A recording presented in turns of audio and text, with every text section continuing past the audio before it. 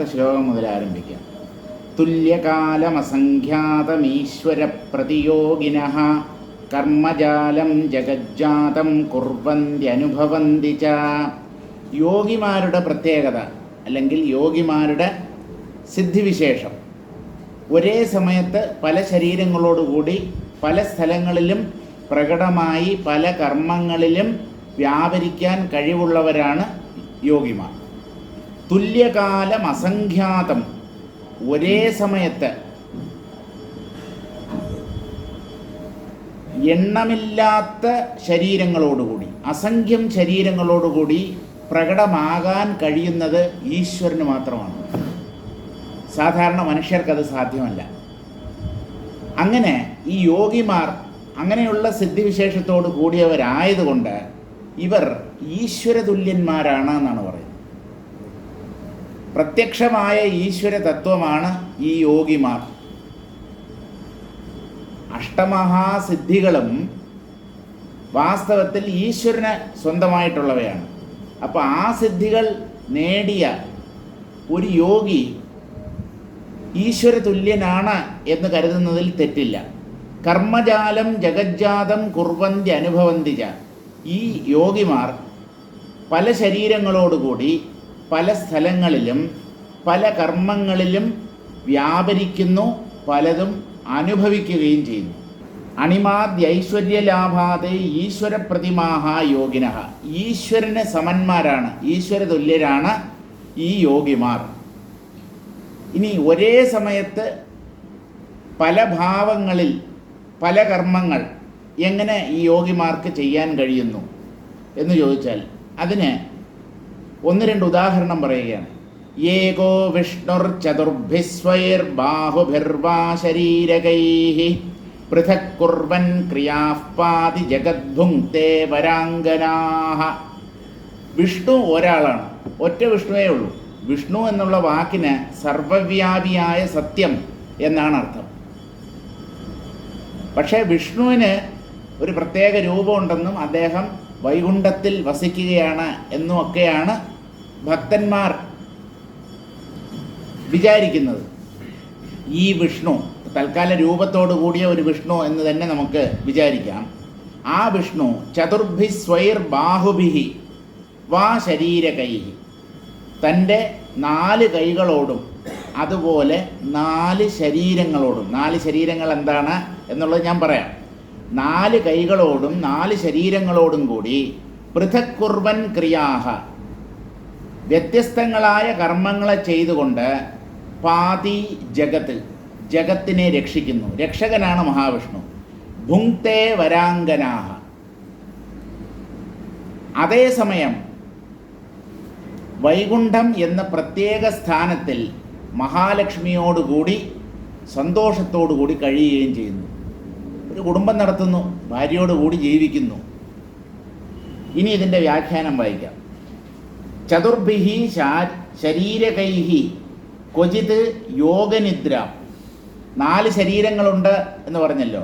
ഈ 4 ശരീരങ്ങൾ ഏതൊക്കെയാണെന്ന് ചോദിച്ചാൽ, 4 കൈകളോടുകൂടി വൈകുണ്ഠത്തിൽ യോഗനിദ്ര ചെയ്യുന്നു മഹാവിഷ്ണു.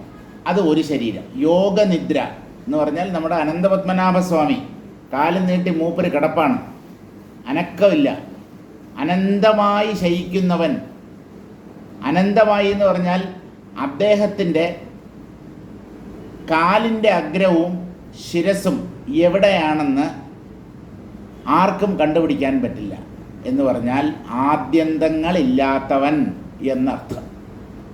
അതാണ് അനന്തശായി, അനന്തശയനൻ എന്നൊക്കെ പറയുന്നത്. അപ്പോൾ ഒരു പ്രകടനം, മഹാവിഷ്ണുവിൻ്റെ ഒരു പ്രകടനം 4 കൈകളോടുകൂടി യോഗനിദ്ര ചെയ്യുന്നു. ക്വചിത് തപഹ, മറ്റൊരു ശരീരം ഉപയോഗിച്ച് അദ്ദേഹം തപസ്സനുഷ്ഠിക്കുന്നു. ക്വചിത് ഇന്ദ്രാനുജതയാ തത് സാഹായ്യം, ഇന്ദ്രൻ്റെ അനുജനായി ജനിച്ച്, ദേവേന്ദ്രൻ്റെ അനുജൻ അദ്ദേഹമാണ് വാമനമൂർത്തി.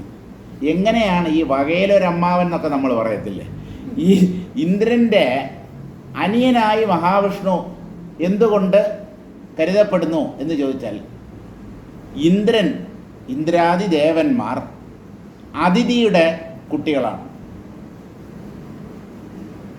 ഈ അതിഥിക്ക് മകനായി ജനിച്ച അവതാരമാണ് വാമനാവതാരം. അപ്പോൾ വാമനൻ അവതരിക്കുന്നതിന് മുമ്പേ ഇന്ദ്രാദി ദേവന്മാരുണ്ട്. അതുകൊണ്ട് വകയിൽ അനിയനായി വരും. അങ്ങനെ മഹേന്ദ്രോ വാസവാനുജഹ എന്ന് വിഷ്ണു സഹസ്രനാമത്തിൽ മഹാവിഷ്ണുവിനൊരു പേര് തന്നെയുണ്ട്. മഹേന്ദ്രൻ എന്ന് പറഞ്ഞാൽ ഇന്ദ്രൻ. ഇന്ദ്രനായി പ്രകടമായതും മഹാവിഷ്ണുവാണ്. ഇന്ദ്രൻ്റെ അനുജനായി എന്ന് പറഞ്ഞാൽ വാമനമൂർത്തിയായി അവതരിച്ചതും ഈ മഹാവിഷ്ണു തന്നെ. ആര്?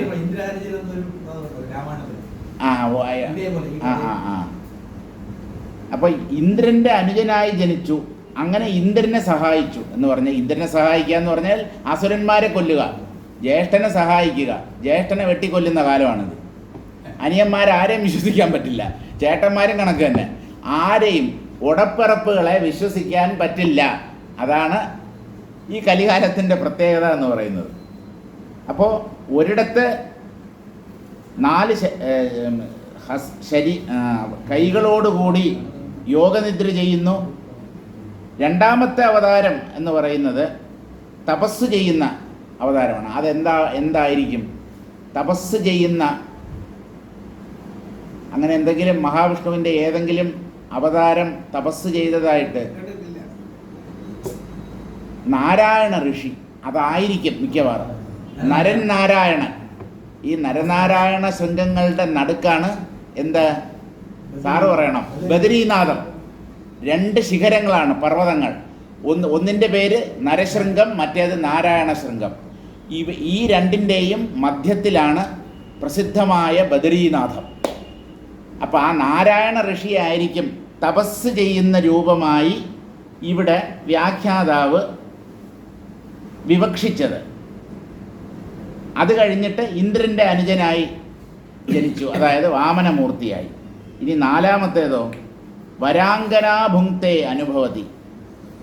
അത്യന്തം ശ്രേഷ്ഠകളായ കുലീനകളായ സ്ത്രീകളോടൊപ്പം രമിച്ചു. അതാരാണെന്ന് ചോദിച്ചാൽ നമ്മുടെ കള്ളക്കണ്ണൻ. 16,008 ഭാര്യമാരാണ്. ഒരിക്കൽ ശ്രീകൃഷ്ണനെ പരിശോധിക്കാൻ വേണ്ടി, എന്ന് പറഞ്ഞാൽ അദ്ദേഹം ഭഗവാന്റെ അവതാരമാണെന്നുള്ളത് നാരദ മഹർഷിക്ക് നല്ലതുപോലെ അറിയാം. എന്നാലും ഈ ഭഗവാന്റെ മഹിമ എത്രയുണ്ട് എന്ന് മനസ്സിലാക്കാനായി ഒരിക്കൽ ദ്വാരകയിലേക്ക് വരികയാണ്. ആര്? നാരദ മഹർഷി. അപ്പം ആദ്യം ഒരു കൊട്ടാരത്തിൽ, ധാരാളം കൊട്ടാരങ്ങളുണ്ട്. ഓരോ കൊട്ടാരത്തിലും ഓരോ പത്നിമാരെ പാർപ്പിച്ചിരിക്കുകയാണ്. ഒരു കൊട്ടാരത്തിനകത്ത് പ്രവേശിച്ചപ്പോൾ രുക്മിണിയുമായിട്ട് ഈ ചതുരംഗം കളിച്ചുകൊണ്ടിരിക്കുകയാണ്. അപ്പോൾ അത് കണ്ടിട്ട് അടുത്ത കൊട്ടാരത്തിലേക്ക് പോയപ്പോൾ കയ്യിൽ എണ്ണയുമായിട്ട് കുളിക്കാൻ തയ്യാറായി നിൽക്കുന്ന കൃഷ്ണനെയാണ് കണ്ടത്.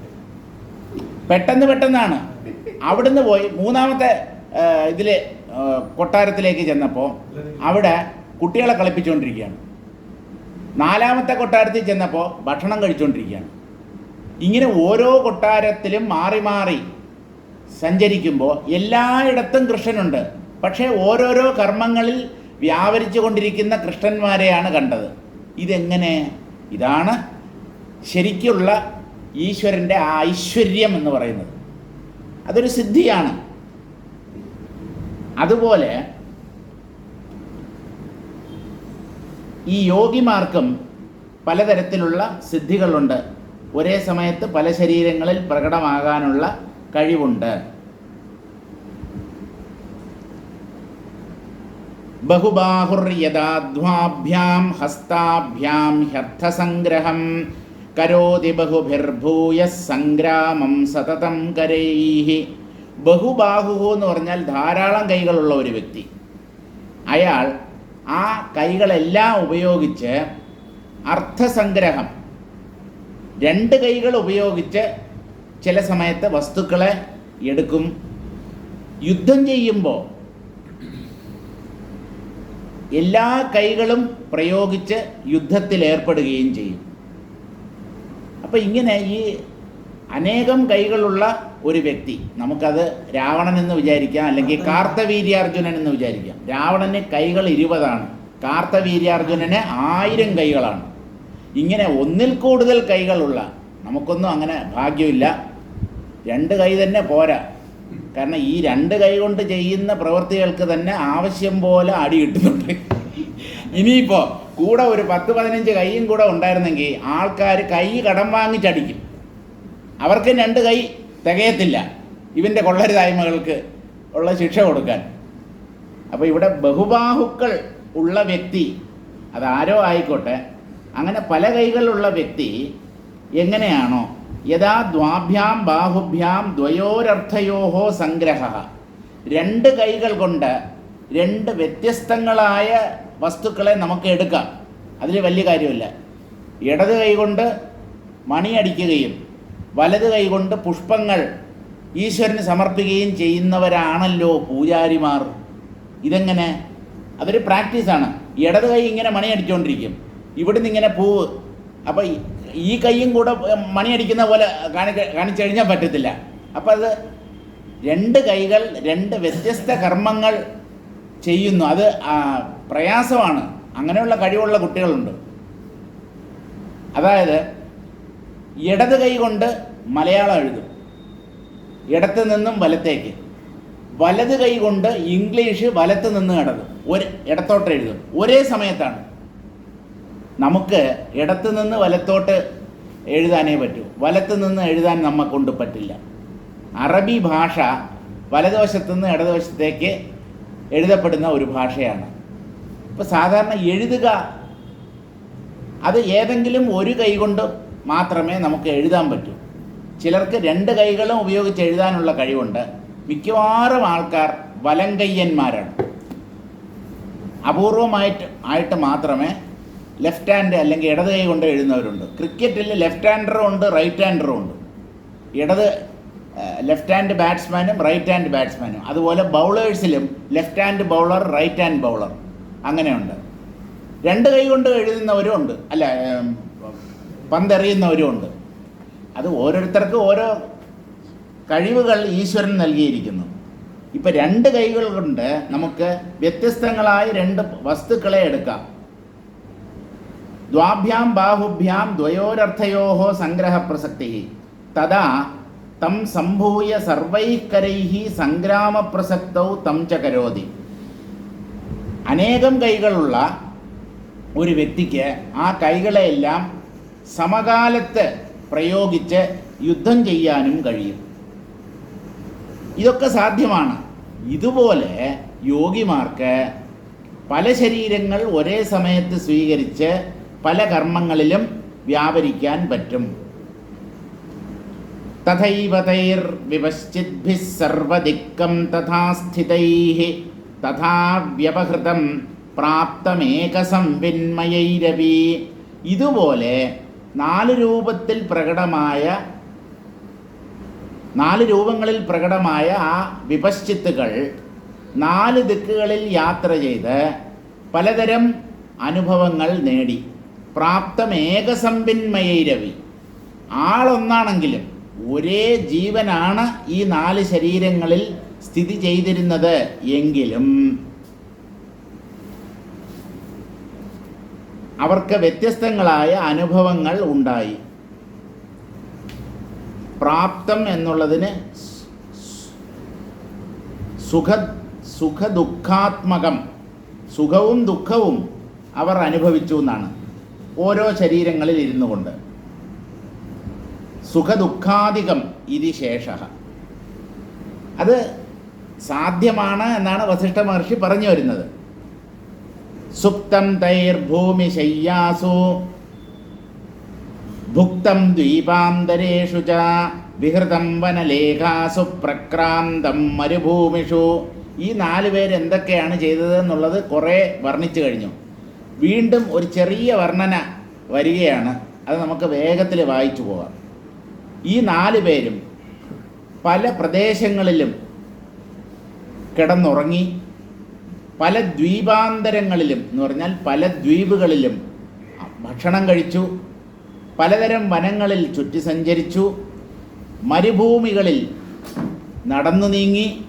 ഇങ്ങനെയുള്ള അനുഭവങ്ങളൊക്കെ ഇവർക്കുണ്ടായി. ഉഷിതം ഗിരിമാലാസു ഭ്രാന്തം സാഗരകുക്ഷിഷു വിശ്രാന്തം ദ്വീപലേഖാസു നിലീനം ഘനമാലിഷു. പർവ്വതനിരകളിൽ അവർ താമസിച്ചു. സാഗരങ്ങളുടെ അന്തർഭാഗങ്ങളിൽ അവർ ചുറ്റി സഞ്ചരിച്ചു. പല ദ്വീപുകളിലും അവർ വിശ്രമിച്ചു. മേഘസമൂഹങ്ങളിൽ അവർ ശാന്തരായി കിടന്നുറങ്ങി. അല്ലെങ്കിൽ മേഘങ്ങളിലൂടെ മേഘങ്ങളുടെ പുറത്ത് കയറി അവർ സഞ്ചരിച്ചു. അങ്ങനെ അവർ പല അദ്ഭുത കൃത്യങ്ങളും അവർക്ക് ചെയ്യാൻ കഴിഞ്ഞു. ഘനമാലിഷു മേഘമാലാവത്സു പർവ്വതാഗ്രേഷു നിലീയസ്ഥിതം. മേഘങ്ങളുടെ പുറത്ത് കയറി സഞ്ചരിച്ചു എന്നതുകൊണ്ട് ഇവിടെ ഉദ്ദേശിക്കുന്നത് മേഘമാലകളെപ്പോലെയുള്ള പർവ്വതങ്ങളുടെ അഗ്രഭാഗങ്ങളിൽ അവർ സ്ഥിതി ചെയ്തു. അവിടെ കുറേ കാലം പർവ്വതത്തിൻ്റെ നെറുകയിൽ താമസിച്ചു. രൂഢമർണവമാലാസു വാത്യാസു ജലവീചിഷു ക്രീഡിതം ഭൂഭൃദബ്ധീനാം തടീഷു നഗരീഷു ച.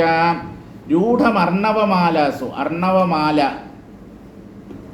എന്ന് പറഞ്ഞാൽ സാഗര സമൂഹങ്ങൾ, അനേകം സാഗരങ്ങളിൽ അവർ സ്വയം പ്രകടമായി. വാത്യാസു ജലവീചിഷു, കൊടുങ്കാറ്റുകളിലും സമുദ്രത്തിലെ തിരമാലകളിലും ക്രീഡിതം അവർ കളിച്ചു. ഭൂഭൃദബ്ധീനാം തടീഷു നഗരീഷു ച, പർവ്വതങ്ങളുടെ താഴ്വരകളിലും നദീതീരങ്ങളിലും നഗരങ്ങളിലും അവർ വിഹരിച്ചു നടന്നു. ശാകദ്വീപോദയഗിരിതടേ സപ്തവർഷാണി സുപ്തം പൂർവേണാന്തർവിദലഗഹനേ യക്ഷസമ്മോഹിതേന പാഷാണാംബു പ്രസഭമമുനൈവാത്ര പീത്വാ ദൃശത്താം ആഗത്യാന്തസ്ഥിതമതസമാഃ സപ്തജാത്യേന ഭൂമേഃ. ഇവരെന്തൊക്കെയാണ് ഇനി ചെയ്തത്? ശാകദ്വീപ ഉദയഗിരിതടേ, ശാകദ്വീപത്തിലുള്ള 7 വൻകരകളുടെ പേര് പറഞ്ഞു. ജംബു, പ്ലക്ഷം, കുശം, ക്രൗഞ്ചം, ശാകം, ശാൽമലി, പുഷ്കരം. ഇതാണ് 7 വൻകരകൾ. പുരാണങ്ങളിൽ സൂചിപ്പിക്കപ്പെട്ടിട്ടുള്ള 7 ഭൂഖണ്ഡങ്ങളോ 7 ദ്വീപുകളോ അല്ലെങ്കിൽ 7 വൻകരകളോ. അതിൽ ഒന്നാണ് ശാകദ്വീപം. ആ ശാകദ്വീപത്തിൽ തഥാ പൂർവേണ വിപശ്ചിത, കിഴക്കോട്ട് യാത്ര ചെയ്ത ഒരു രാജാവുണ്ടായിരുന്നല്ലോ. അദ്ദേഹം ശാകദ്വീപത്തിൽ പ്രസിദ്ധസ്യ ഉദയഗിരേഹേ തടേ, വളരെ പ്രസിദ്ധമായ ഉദയഗിരിയുടെ എന്ന് പറഞ്ഞാൽ ഉദയപർവ്വതം എന്നൊന്നുണ്ട്, അതിൻ്റെ പുറകിൽ നിന്നാണ് സൂര്യദേവൻ ദിവസവും ഉദിച്ചുയരുന്നത്. ഇതുപോലെ അസ്തമന പർവ്വതം എന്ന് പറഞ്ഞൊരു പർവ്വതമുണ്ട്. കടലിൽ താഴുന്നു എന്നാണ് നമ്മൾ പറയുന്നത്. പക്ഷേ ഈ പുരാണങ്ങളിൽ ഒരു പർവ്വതത്തിൻ്റെ പുറകിൽ നിന്നും സൂര്യദേവൻ ഉദിച്ചുയരുകയും പടിഞ്ഞാറുള്ള മറ്റൊരു പർവ്വതത്തിൻ്റെ ചരിവിൽ അദ്ദേഹം അസ്തമിക്കുകയും ചെയ്യുന്നതായി വർണ്ണനകളുണ്ട്. ഉദയഗിരി, അസ്തമയഗിരി, ഇങ്ങനെയാണ് ഈ 2 പർവ്വതങ്ങളുടെ പേരുകൾ. ഇതിൽ വളരെ പ്രസിദ്ധമായ ഉദയഗിരിയുടെ താഴ്വരയിൽ വിദലസ്യ ദലരഹിതസ്യ സ്നുഹീവൃക്ഷസ്യ, ദളങ്ങളില്ലാത്ത മരത്തിൻ്റെ ഉള്ളിൽ, ദലങ്ങൾ എന്ന് പറഞ്ഞാൽ ഇലകളില്ലാത്ത പൊക്കത്തിൽ വളർന്നു നിൽക്കുന്ന കള്ളിച്ചെടികൾ, നമ്മൾ ചപ്പാത്തി കള്ളി എന്നൊക്കെ പറയും. മരുഭൂമികളിൽ ആണ് ഈ കള്ളിമുള്ള് സാധാരണ വളരാറുള്ളത്. അതിനെയാണ് സ്നുഹീവൃക്ഷം എന്ന് പറയുന്നത്. അതിന് ചതുരക്കള്ളി, ചപ്പാത്തിക്കള്ളി എന്നൊക്കെ പേരുണ്ട്. അതിൽ ഇലകളില്ല, ഒരു കാണ്ഡവും അതിൽ ധാരാളം മുള്ളുകളും. ഇത്ര മാത്രമേ കള്ളിമുൾ ചെടിയിലുള്ളൂ, മുള്ള് മാത്രമേ ഉള്ളത്.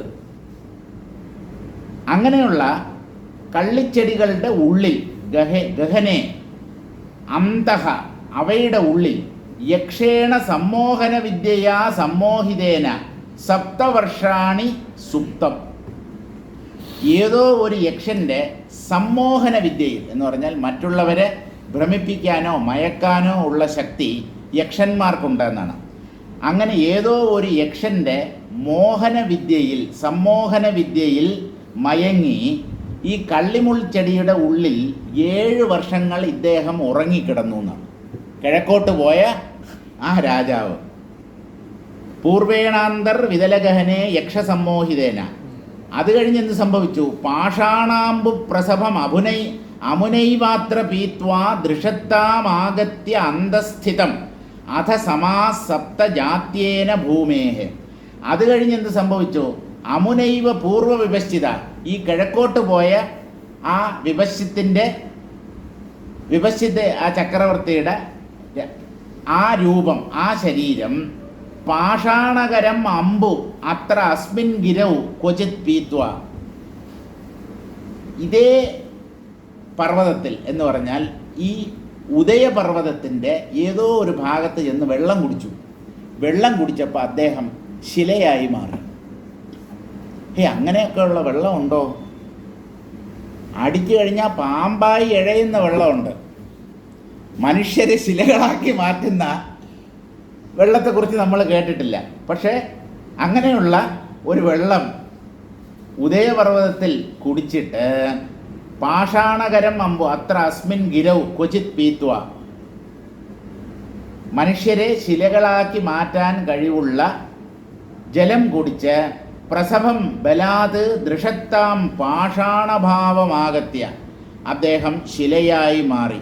ഭൂമേരന്തഃ തജ്ജാത്യേന ഭൂത്വാ സപ്തസമാസ്ഥിതം. ഭൂമിയുടെ ഉള്ളിൽ പാറയായിട്ടോ കരിങ്കല്ലായിട്ടോ 7 കൊല്ലം കഴിഞ്ഞു. അവരുടെ ഈ ഓരോരുത്തരും ഓരോ ദിക്കിലേക്ക് പോയവരുടെ ഓരോ അനുഭവമാണ്. ശാഖദ്വീപേസ്തശൈലസ്യ ശിരസ്യാഭ്രഗുഹാഗൃഹേ പിശാചാപ്സരസാ മാസം പാശ്ചാത്യഃ കാമുകീകൃതഃ. ഇനി പടിഞ്ഞാറോട്ട് പോയ ആളിൻ്റെ മറ്റൊരനുഭവം പറയുകയാണ്. അദ്ദേഹം എന്ത് ചെയ്തു എന്ന് ചോദിച്ചാൽ ശാഖദ്വീപം എന്ന് പറയുന്നത് ഈ 7 വൻകരകളിൽ ഒരു വൻകരയാണ്. ആ ശാഖദ്വീപത്തിലെത്തി അഭ്രസന്നിഹിതേ ഗുഹാഗൃഹേ. ശാഖദ്വീപത്തിലുള്ള അസ്തമന പർവ്വതം അതിൻ്റെ നെറുകയിൽ ചെന്ന് അവിടെ ഒരു ഗുഹയിൽ കഴിഞ്ഞു. ആ ഗുഹയിൽ മേഘങ്ങൾ പ്രവേശിച്ച് മേഘങ്ങൾ അതിൻ്റെ ഉള്ളിൽ നിറഞ്ഞിരുന്നു. എന്ന് പറഞ്ഞാൽ അത്ര പൊക്കമുള്ള പർവ്വതമായിരുന്നു. ആ ഉയരമുള്ള പർവ്വത ഗുഹകളിൽ മേഘങ്ങൾ നിറഞ്ഞു നിൽക്കുമായിരുന്നു. അങ്ങനെയുള്ള അഭ്രസന്നിഹിതേ ഗുഹാഗൃഹേ, മേഘങ്ങൾ നിറഞ്ഞ ഗുഹയുടെ ഉള്ളിൽ പിശാചാപ്സരസാ മാസം പാശ്ചാത്യഃ കാമുകീകൃതഃ. അവിടെ ഒരു പെൺപിശാച്, പെണ്ണുങ്ങളൊക്കെ പിശാചുക്കളാണ് എന്ന് പറയുന്ന ആൾക്കാരുണ്ട്. ഇതങ്ങനെയല്ല. പിശാചിലും ആൺ പെണ്ണെന്നുള്ള വ്യത്യാസമുണ്ട്. ഒരു അപ്സരസ്, പിശാച രൂപത്തിലുള്ള ഒരു അപ്സരസ് ഈ കിഴക്കോട്ട് പോയ വ്യക്തിയെ പ്രേമിച്ച് 1 മാസം ഇവർ രണ്ടുപേരും കൂടെ ആ ഗുഹയിൽ കഴിഞ്ഞു. പിശാചുക്കൾ ഉണ്ടോ ഇല്ലയോ ഇതൊന്നും എന്നോട് ചോദിക്കരുത്. യക്ഷൻ രക്ഷസ് അങ്ങനെയുള്ള ഞാൻ ചോദിക്കുന്നത്, നമ്മളൊക്കെ ഇവിടെ ഉണ്ടെങ്കിൽ എന്തുകൊണ്ട് അവരുണ്ടായിക്കൂടാ? സിമ്പിളായ ഒരു ചോദ്യമാണ്. നമ്മളൊക്കെ ഇവിടെ മനുഷ്യരായി ഈ ഭൂമുഖത്ത് കഴിയുമ്പോൾ ഇതുപോലെയുള്ള സൂക്ഷ്മ ശരീരികളോ സ്ഥൂല ശരീരികളോ ആയ മറ്റ് നിലനിൽപ്പുകൾ, മറ്റ് സത്വങ്ങൾ എന്തുകൊണ്ട് ഈ ഭൂമുഖത്ത് ഉണ്ടായിക്കൂടാ? നമ്മുടെ അറിവിലില്ല എന്നുള്ളത് കൊണ്ട് ഇതൊന്നും ഇല്ല എന്ന് പറയാൻ പറ്റില്ല. അല്ല, അതൊക്കെ അന്ധവിശ്വാസമല്ലേ?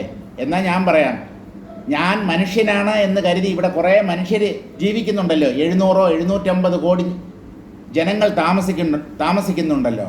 ഇവരൊക്കെ ഇവിടെ താമസിക്കുന്നു എന്നുള്ളത് ഇവരുടെ വലിയ അന്ധവിശ്വാസമാണ്. കാരണം ഇങ്ങനെ ആരുമില്ല, ഈ ജീവന്മാരാരുമില്ല. നമുക്ക് ശരീരങ്ങളുമില്ല, മനസ്സുമില്ല, ഉള്ളത് ആത്മാവ് മാത്രം. ഇപ്പോൾ അനേകം വ്യക്തികൾ ഈ ഭൂമുഖത്ത് കഴിയുന്നു. സ്ത്രീകളുണ്ട്, പുരുഷന്മാരുണ്ട്, നപുംസകങ്ങളുണ്ട്, പക്ഷിമൃഗാദികളുണ്ട്, വൃക്ഷലതാദികളുണ്ട്, കൃമികീടങ്ങളുണ്ട്. ഇതൊക്കെ ഉണ്ട് എന്ന് വിചാരിച്ച് കഴിയുന്നതിനേക്കാളും വലിയൊരു അന്ധവിശ്വാസം ഉണ്ടോ? വിശ്വാസം എപ്പോഴും അന്ധമാണ്. അന്ധവിശ്വാസം എന്നൊന്നില്ല, അത് ആ വാക്ക് തെറ്റാണ്. വിശ്വാസം, ബിലീഫ് ഈസ് ഓൾവേസ് ബ്ലൈൻഡ്. നമ്മൾ ബ്ലൈൻഡ് ബിലീഫ് എന്ന് പറയും, അന്ധമായ വിശ്വാസം. അങ്ങനെ ഒന്നില്ല. വിശ്വാസം എപ്പോഴും അന്ധമായിരിക്കും. കാരണം അനുഭവത്തിലില്ലാത്ത ഒന്നിനെയാണ് മനുഷ്യർ എപ്പോഴും വിശ്വസിക്കുന്നത്. നമ്മൾ ഈശ്വരനെ വിശ്വസിക്കുന്നവരാണ്, അല്ലെങ്കിൽ ഈശ്വരനിൽ വിശ്വസിക്കുന്നവരാണ്. കാരണം നമുക്ക് ഈശ്വരാനുഭവം ഇല്ല. ഈശ്വരാനുഭവം ഉള്ള ജ്ഞാനി ഈശ്വരനിൽ വിശ്വസിക്കുകയല്ല ചെയ്യുന്നത്, ഈശ്വരനെ അദ്ദേഹം സദാ അനുഭവിച്ചുകൊണ്ടിരിക്കുന്നു. അതാണ് വിവേകാനന്ദ സ്വാമികൾ അഥവാ നരേന്ദ്രൻ ശ്രീരാമകൃഷ്ണദേവനോട് ചെന്ന് ചോദിച്ചത്, അങ്ങ് ഈശ്വരനെ കണ്ടിട്ടുണ്ടോയെന്ന്. ഞാൻ കണ്ടിട്ടുണ്ട്. ഇപ്പോൾ നിന്നെ ഞാൻ എത്ര വ്യക്തമായി കാണുന്നുണ്ടോ അതിനേക്കാളും വ്യക്തമായി സൂക്ഷ്മതലത്തിൽ ഞാൻ ഈശ്വരനെ കണ്ടിട്ടുണ്ട് എന്ന് പറഞ്ഞാൽ, സൂക്ഷ്മതലത്തിൽ കാണുക എന്ന് പറഞ്ഞാൽ അത് അനുഭവമായിരിക്കും. സ്വപ്ന ദൃശ്യങ്ങളൊക്കെ സൂക്ഷ്മതലത്തിൽ നമ്മൾ കാണുന്ന കാഴ്ചകളാണ്. അതൊക്കെ അനുഭവമാണ്. കാരണം അങ്ങനെ പ്രത്യേകിച്ച് രൂപങ്ങളൊന്നും അവിടെ ഇല്ല. അപ്പോൾ ശ്രീരാമകൃഷ്ണദേവൻ ഈശ്വരനെ ഞാൻ വ്യക്തമായി കണ്ടിട്ടുണ്ട് എന്ന് പറയുമ്പോൾ അദ്ദേഹം ഉദ്ദേശിക്കുന്നത് ഞാൻ ഈശ്വരാനുഭവം നേടിയിട്ടുണ്ട് എന്നാണ്. നരേന്ദ്രൻ പക്വതയില്ലാത്ത വിവേകാനന്ദ സ്വാമിയാണ് നരേന്ദ്രൻ. ഭാവിയിൽ വിവേകാനന്ദ സ്വാമി ആവാൻ പോകുന്നതേ ഉള്ളൂ. അദ്ദേഹം ഈശ്വരൻ എന്നുള്ള ഒരു വ്യക്തി, അത് ഏതോ ഒരു ദിവ്യമായ രൂപമാണ്, അല്ലെങ്കിൽ പ്രകാശമാണ്, അതിനെ കാണാൻ കഴിയും എന്ന് ഒരു തെറ്റിദ്ധാരണയ്ക്ക് വശംവദനായാണ് അങ്ങ് ഈശ്വരനെ കണ്ടിട്ടുണ്ടോ എന്ന് ചോദിച്ചത്. ഇപ്പോൾ നരേന്ദ്രൻ്റെ തലത്തിൽ നിന്ന് മാത്രമല്ലേ ശ്രീരാമകൃഷ്ണദേവന് ഉത്തരം പറയാൻ പറ്റൂ. കണ്ടിട്ടുണ്ട് എന്ന് പറഞ്ഞു. വാസ്തവത്തിൽ അത് കാണുകയല്ല ചെയ്തത്, കാഴ്ചയല്ല, ഞാൻ ഈശ്വരനാണ് എന്ന് അനുഭവിക്കുകയാണ് ചെയ്തത്. അപ്പോൾ കാഴ്ച വേറെ, അനുഭവം വേറെ. കാഴ്ച എന്നുള്ളത് ഒരു അനുഭവമാണെങ്കിലും കണ്ടനുഭവിക്കുകയല്ല ചെയ്യേണ്ടത്. ആത്മതത്വത്തെ ആദ്യം കേട്ടറിയണം, എന്നിട്ട് സാക്ഷാത്കരിക്കണം. അതാണ് ചെയ്യേണ്ടത്. സാക്ഷാത്കാരം എന്നതുകൊണ്ട് ഏതെങ്കിലും ഇന്ദ്രിയങ്ങളിലൂടെയോ ബുദ്ധികളിലൂടെയോ അതറിയപ്പെടുന്നു എന്നൊരിക്കലും വിചാരിക്കരുത്. അത് ശുദ്ധമായ അനുഭവമാണ്. അനുഭവത്തെ കാണാൻ പറ്റില്ല. ഇന്ദ്രിയങ്ങൾ, മനസ്സ്, ബുദ്ധി ഇവ കൊണ്ട് ആത്മാനുഭവം നേടാൻ പറ്റില്ല. ഇവയൊക്കെ അതിവർത്തിച്ച് നിൽക്കുന്ന നമ്മുടെ കയ്യിലുള്ള ഉപകരണങ്ങളെയെല്ലാം അതിവർത്തിച്ച് നിൽക്കുന്ന ശുദ്ധമായ കേവലമായ അനുഭവമാണ് ഈ ആത്മാവ് അഥവാ ബ്രഹ്മം. അതിനെ അനുഭവത്തിലൂടെ മാത്രമേ അറിയാൻ പറ്റൂ. അതിനെ കാണാനോ കേൾക്കാനോ രുചിക്കാനോ മണക്കാനോ സ്പർശിച്ചറിയാനോ ചിന്തിച്ച് മനസ്സിലാക്കാനോ ഒന്നും സാധ്യമല്ല. അത് അനുഭവത്തിലൂടെ മാത്രം അറിയപ്പെടേണ്ട ഒന്നാണ്. അവിടെ ബുദ്ധിക്കോ മനസ്സിനോ പോലും പ്രവേശമില്ല. പിന്നെ എങ്ങനെയാണ് അത് അറിയപ്പെടുന്നത് എന്ന് ചോദിച്ചാൽ, അത് അറിവായതുകൊണ്ട് അതിൻ്റെ സാന്നിധ്യത്തെ അതറിയിച്ചു തരും. അതിനെ അറിയാൻ നമ്മുടെ കയ്യിലുള്ള മായാസൃഷ്ടങ്ങളായ ഉപകരണങ്ങളെ വിനിയോഗിക്കേണ്ട കാര്യമില്ല. വിനിയോഗിച്ചാലേ അറിയാൻ പറ്റില്ല. അനുഭവത്തെ അനുഭവത്തിലൂടെ തന്നെ അറിയണം. അത് അറിവാണ്, അല്ലെങ്കിൽ അനുഭവമാണ്. അതിൻ്റെ ഉണ്മയെ അതറിയിച്ചു തരും. ആർക്ക്? ജീവരൂപത്തിലുള്ള അതിന് തന്നെ. ജീവരൂപത്തിലുള്ള ബ്രഹ്മത്തിന് സർവവ്യാപിയായ ശുദ്ധ ചൈതന്യ സ്വരൂപിയായ ബ്രഹ്മം തൻ്റെ സ്വരൂപത്തെ കാണിച്ചു കൊടുക്കും, അല്ലെങ്കിൽ അറിയിച്ചു തരും, അനുഭവപ്പെടുത്തി തരും. അങ്ങനെയാണ് ഈ ആത്മാനുഭവം ഒരു വ്യക്തി നേടുന്നത്. പിശാചാപ്സരസ മാസം പാശ്ചാത്യ കാമുകീകൃത. പൂർവ്വദിക്കിലേക്ക് പോയ ആളല്ല, പടിഞ്ഞാറ് ദിക്കിലേക്ക് പോയ ആൾ ശാഖദ്വീപത്തിലുള്ള അസ്തമയ പർവ്വതത്തിൻ്റെ മുകളിലുള്ള ഒരു പർവ്വത ഗുഹയിൽ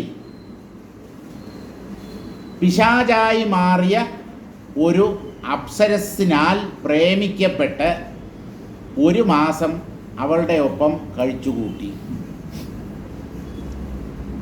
യത്ര ശാന്തഭയേ വർഷേ ജലധാരേ മഹാഗിരൗ ഹരീതകീവനേ വർഷം പൂർവോന്തർധാനമായയോ. വീണ്ടും കിഴക്ക് ദിക്കിലേക്ക് പോയ ആളിൻ്റെ മറ്റൊരനുഭവം പറയുകയാണ്. എത്ര ശാന്തഭയേ വർഷേ. ശാന്തഭയം എന്ന് പറഞ്ഞാൽ ഭയങ്ങളെല്ലാം ഉപശമിച്ച സ്ഥാനം. ശാന്തഭയം എന്നുള്ളത് ഒരു രാജ്യത്തിൻ്റെ പേരാണ്. ആ ശാന്തഭയം എന്ന പേരോടുകൂടിയ ഒരു രാജ്യത്തിൽ ജലധാര എന്ന പേരോടുകൂടിയ ഒരു മഹാപർവ്വതത്തിൽ ഹരീതകീവനെ, ഹരീതകി എന്ന് പറഞ്ഞാൽ കടുക്കയാണ്. ത്രിഫലയിൽ ഒരെണ്ണമാണ് കടുക്ക. കടുക്ക, നെല്ലിക്ക, താന്നിക്ക, ഇത് മൂന്നും കൂടെ ചേർത്തിട്ടാണ് ത്രിഫല എന്ന് പറയുന്നത്. ത്രിഫല ചൂർണം വയറിനൊക്കെ നല്ലതാണ്. ഡയബറ്റീസ് ഷുഗർ കൺട്രോൾ ചെയ്യാനും ഈ ത്രിഫല ചൂർണം സഹായിക്കും. അപ്പോൾ ആ ത്രിഫലയിൽ ഒന്നാണ് ഹരീതകി, കടുക്ക. കടുക്ക കൊണ്ടുള്ള വേറൊരു പ്രയോജനം, ബ്രഹ്മചര്യം നിലനിർത്തണം എന്നാഗ്രഹിക്കുന്നവർ ഈ കടുക്കയുടെ തൊലിയോ അല്ലെങ്കിൽ ആ കടുക്കയുടെ പൊടിയോ ദിവസേന അല്പം കഴിച്ചാൽ ബ്രഹ്മചര്യത്തെ കാത്തു സൂക്ഷിക്കാൻ പറ്റും. എന്താണ് ബ്രഹ്മചര്യം? രേതസ്സിനെ പുറത്ത് കളയാതിരിക്കുക. ആ അവസ്ഥയാണ് ബ്രഹ്മചര്യം എന്നതുകൊണ്ട് ഉദ്ദേശിക്കുന്നത്. അപ്പോൾ ഈ കടുക്ക എന്ത് ചെയ്യുമെന്ന് ചോദിച്ചു കഴിഞ്ഞാൽ, ഇത് നമ്മുടെ ശരീരത്തിൽ ചെന്ന് കഴിഞ്ഞാൽ ജലാംശത്തെയൊക്കെ ആകർഷിച്ച് ശരീരത്തിന് ഒരു വരൾച്ച ഉണ്ടാക്കി തീർക്കും. അപ്പോഴധികം രേതസ് ശരീരത്തിൽ നിർമ്മിക്കപ്പെടുകയില്ല. ദ്രവരൂപത്തിലുള്ളതാണല്ലോ ഈ രേതസ് അഥവാ ശുക്ലം എന്ന് പറയുന്നത്. അത് വരണ്ടു പോകും, ജലാംശം ഉണ്ടാവത്തില്ല. അതിനെയൊക്കെ വരട്ടിക്കളയും. നമ്മൾ ചക്ക വരട്ടി ഉണ്ടാക്കുന്നത് പോലെ വരട്ടിക്കളയും. അങ്ങനെ വരട്ടിക്കളയുന്നത് കൊണ്ട് ആ രേതസ് സ്രവിക്കാനുള്ള സാധ്യത വളരെ കുറയും.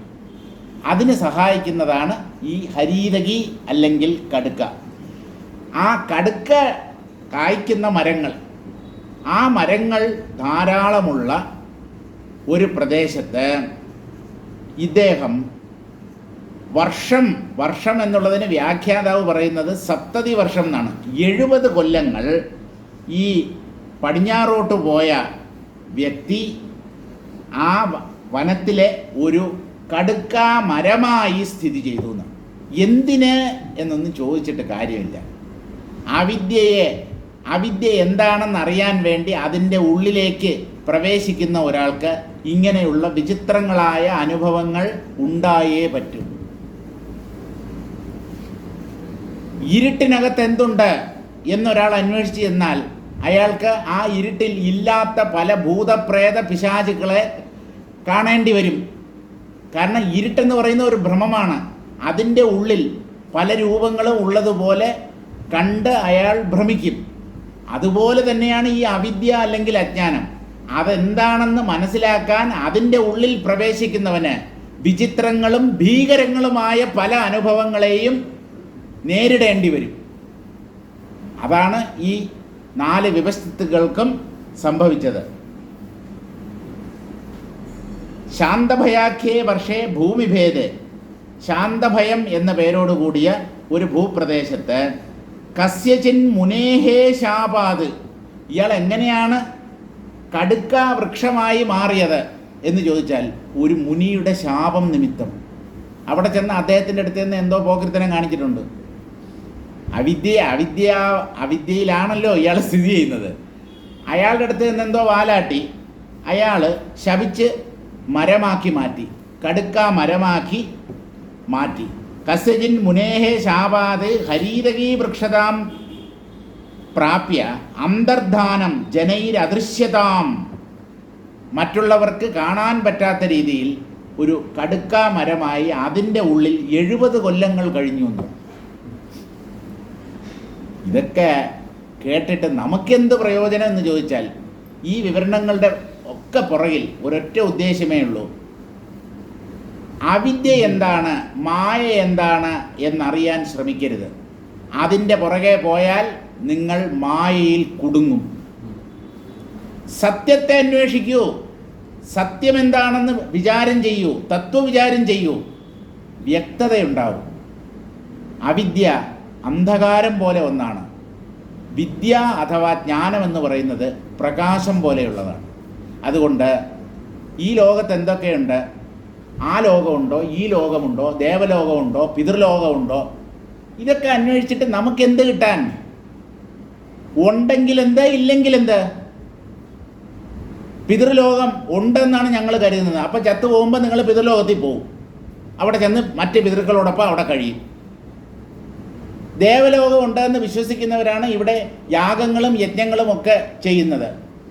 അവർ ഈ ശരീരം പതിക്കുമ്പോൾ ദേവലോകത്ത് എത്തുന്നതായി അവർ അനുഭവിക്കും. അങ്ങനെ ഒരു ലോകമുണ്ടോ എന്നൊന്നും നിങ്ങൾ ചോദിക്കരുത്. ലോകമുണ്ടോ എന്നുള്ള ചോദ്യം പമ്പര വിഡ്ഢിത്തം നിറഞ്ഞ ചോദ്യമാണ്. എന്തുകൊണ്ടെന്നോ, ഈ ലോകഃ എന്നുള്ള വാക്കിൻ്റെ അർത്ഥം നമുക്കൊന്ന് നോക്കാം. സംസ്കൃതത്തിൽ ലോക്യതേ ഇതി ലോകഃ എന്നാണ്. കാണപ്പെടുന്നത് ഏതോ അത് ലോകം. അപ്പോൾ ആ ലോകത്തിൻ്റെ നിലനിൽപ്പ്, ആ ലോകത്തിൻ്റെ സ്വഭാവം ദ്രഷ്ടാവിലാണ് അധിഷ്ഠിതമായിട്ടുള്ളത്. കാണുന്നവൻ എങ്ങനെ കാണുന്നുവോ അതിനനുസരിച്ച് അയാൾക്ക് കാഴ്ച അനുഭവപ്പെടും. അതുകൊണ്ട് ഏതൊക്കെ ലോകങ്ങളുണ്ട്, എത്ര ലോകങ്ങളുണ്ട്, ഊർധ്വലോകം, അധോലോകം, 14 ലോകം എന്നൊക്കെ നമ്മുടെ പുരാണങ്ങളിൽ പറഞ്ഞിട്ടുണ്ടെങ്കിലും അതിലൊന്നും നമ്മുടെ ശ്രദ്ധ വ്യതിചലിക്കരുത്. ലോകത്തെ അതിവർത്തിച്ച് നിൽക്കുന്ന ഒരു അധിഷ്ഠാന സത്യമുണ്ട്, അതാണ് ബ്രഹ്മം. അതിൽ ശ്രദ്ധ കേന്ദ്രീകരിക്കൂ. ഈ ലോകമെന്ന് പറയുന്നത് അതാത് വ്യക്തിയുടെ മാനസിക ഭാവത്തിനനുസരിച്ച്, മനോഭാവത്തിനനുസരിച്ച് കാണപ്പെടുന്നതാണ്. നിങ്ങൾ ഒരു ലോകം ഉണ്ട്, അതിൽ ഇന്നിന്ന കാര്യങ്ങളുണ്ട് എന്നൊക്കെ ഭാവന ചെയ്താൽ അതൊക്കെ ഉള്ളതുപോലെ നിങ്ങൾ അനുഭവിക്കും. നമ്മുടെ ഭാവനയ്ക്കനുസരിച്ചാണ് ലോകാനുഭവം. അല്ലാതെ ലോകം എന്ന ഒരു കോൺക്രീറ്റ് റിയാലിറ്റി പുറത്തില്ല. കാരണം അത് കാണപ്പെടുന്നതാണ്. ആരാ കാണുന്നത്? ജീവൻ. ഏതിലൂടെയാ കാണുന്നത്? മനസ്സിലൂടെ. മനസ്സെന്ന് പറഞ്ഞാൽ സങ്കല്പം, സങ്കല്പം എന്ന് പറഞ്ഞാൽ ഭ്രമം. കഴിഞ്ഞു. സത്യത്തിൽ പിടിമുറുക്കൂ. ബാലകൃഷ്ണൻ സാറിൻ്റെ അടുത്തൊക്കെ ചെന്ന് ഓരോരുത്തർ ചോദിച്ചിട്ടുണ്ട്, പിതൃലോകമുണ്ടോ? ഈ ശ്രാദ്ധം തുടങ്ങിയ കർമ്മങ്ങൾ ഇതൊക്കെ ചെയ്യുന്നത് കൊണ്ട് നമ്മൾ വാവ് ബലി എന്നൊക്കെ പറഞ്ഞ് ചെയ്യുന്നുണ്ടല്ലോ വർഷത്തിലൊരിക്കൽ, കർക്കിടക വാവിന്. ഇതൊക്കെ കൊണ്ട് എന്തെങ്കിലും പ്രയോജനമുണ്ടോ? ഒരു ജ്ഞാനിയോട് ഇങ്ങനെയുള്ള ചോദ്യങ്ങൾ ചോദിച്ചാൽ അദ്ദേഹം എന്ത് മറുപടി പറയാനാണ്? അദ്ദേഹത്തിന് ലോകവുമില്ല, ലോകരുമില്ല, കർമ്മങ്ങളുമില്ല, ദേവന്മാരുമില്ല, പിതൃക്കളുമില്ല. അദ്ദേഹത്തിൻ്റെ അനുഭവത്തിൽ ശുദ്ധമായ ഒരു ചൈതന്യം മാത്രമേ ഉള്ളൂ.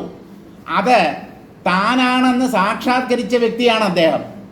അദ്ദേഹത്തോട് ചെന്ന് അതുണ്ടോ ഇതുണ്ടോ ഇതൊക്കെ ചെയ്യുന്നത് കൊണ്ട് പ്രയോജനമുണ്ടോ?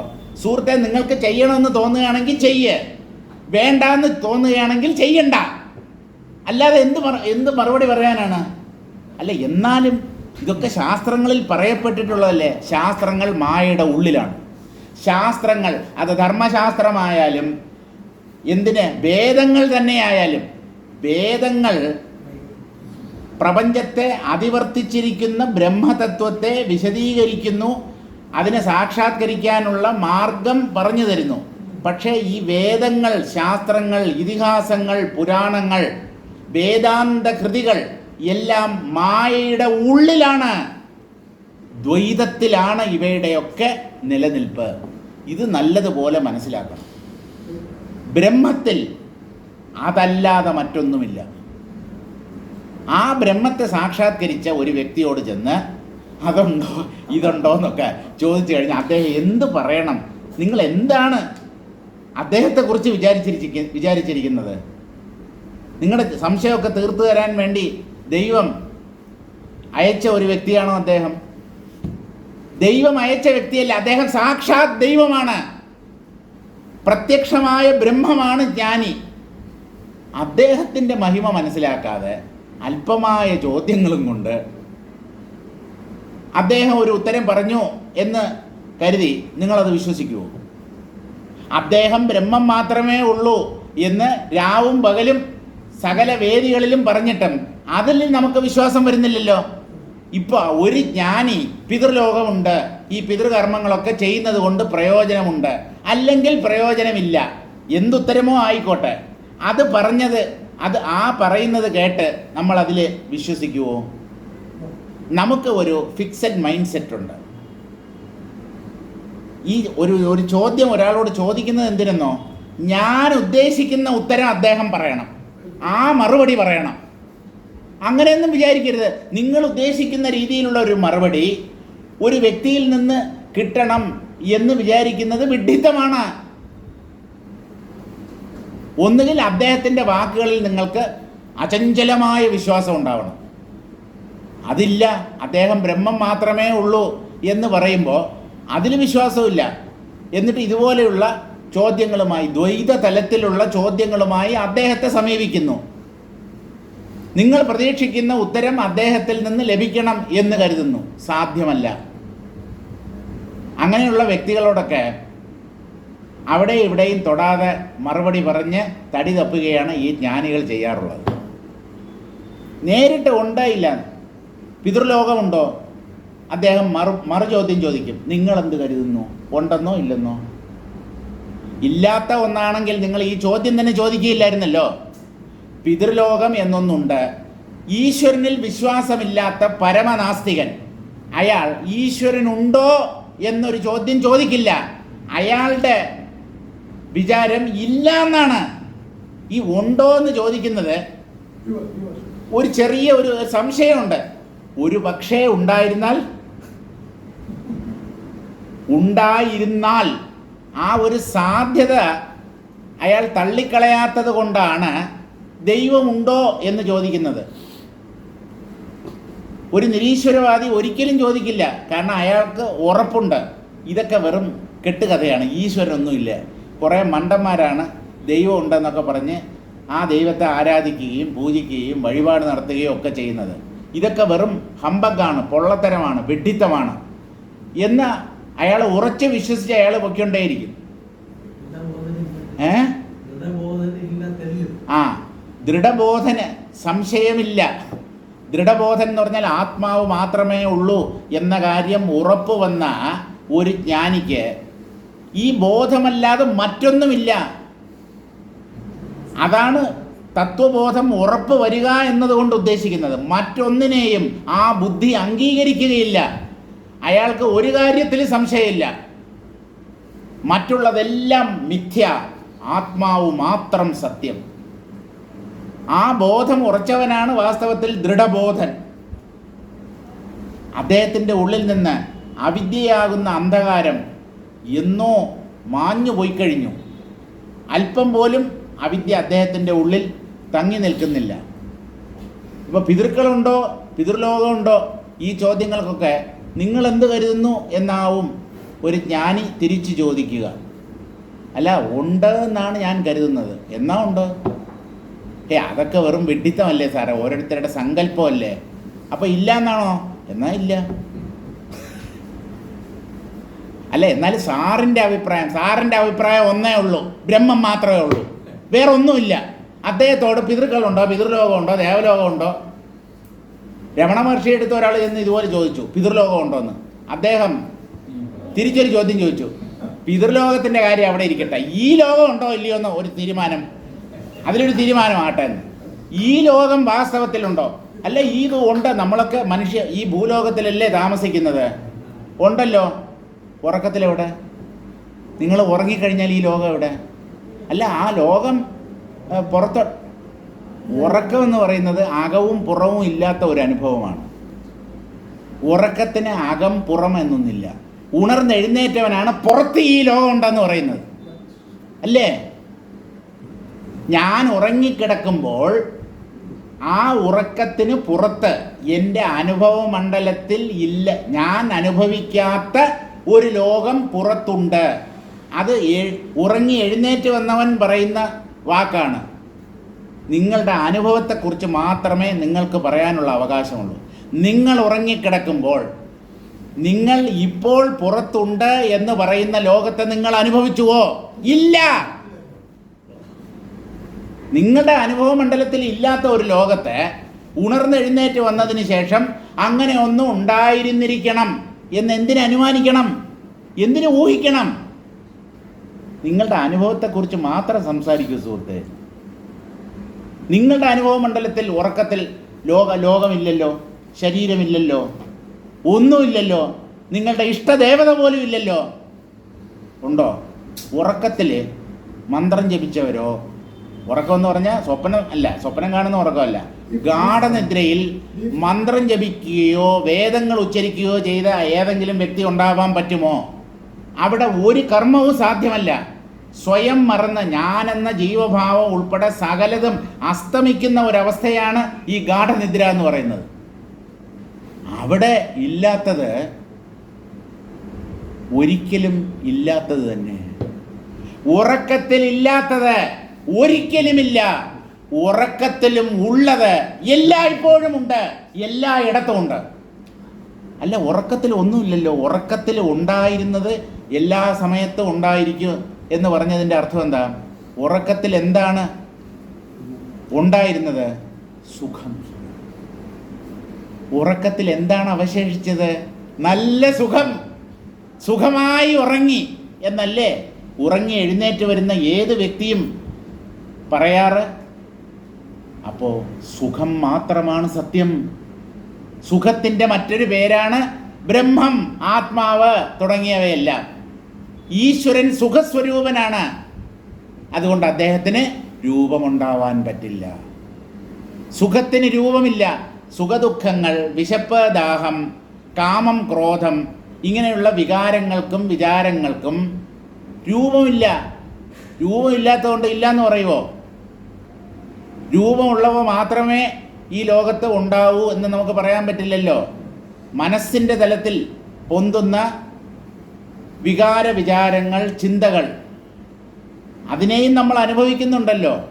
അതുകൊണ്ട് സ്ഥൂലാനുഭവം മാത്രമല്ല, സൂക്ഷ്മതലത്തിലും നമുക്ക് അനേകം അനുഭവങ്ങളുണ്ട്. അങ്ങനെ സൂക്ഷ്മതലത്തിൽ അല്ലെങ്കിൽ ഇന്ദ്രിയ മനസ്ഥലങ്ങളെ അതിക്രമിച്ച് നിൽക്കുന്ന മറ്റൊരു തലത്തിൽ അനുഭവപ്പെടുന്നതാണ് ഈ ബ്രഹ്മതത്വം, ആത്മാവ്. അത് വേറൊരു തലമാണ്. അതില്ല എന്ന് പറയാൻ നിങ്ങൾക്ക് അവകാശമില്ല. ആ തലത്തിൽ നിങ്ങൾ എത്തിച്ചേർന്നിട്ടുണ്ടോ? ഇല്ലല്ലോ. അപ്പം നമ്മുടെ അനുഭവ മണ്ഡലത്തിൽ ഇല്ലാത്ത ഒന്ന് ഇല്ല എന്ന് പറയുന്നത് വിഡ്ഢിത്തമാണ്. അത് ശുദ്ധമായ കലർപ്പില്ലാത്ത അഹങ്കാരമാണത്, തനി ധാർഷ്ട്യമാണത്. അജ്ഞാനികളുടെ അനുഭവത്തിൽ ഇല്ലാത്ത ഉന്നതമായ ഒരു തലമാണ് ആത്മതലം. ആ തലത്തിൽ എത്തിച്ചേർന്നവരാണ് ജ്ഞാനികൾ. അവരുടെ അനുഭവത്തെ ചോദ്യം ചെയ്യാനോ അവരെ പരിഹസിക്കാനോ ഉള്ള ലൈസൻസ് നമുക്കാർക്കും ആരും തന്നിട്ടില്ല. നമുക്കതിനുള്ള അവകാശവും ഇല്ല.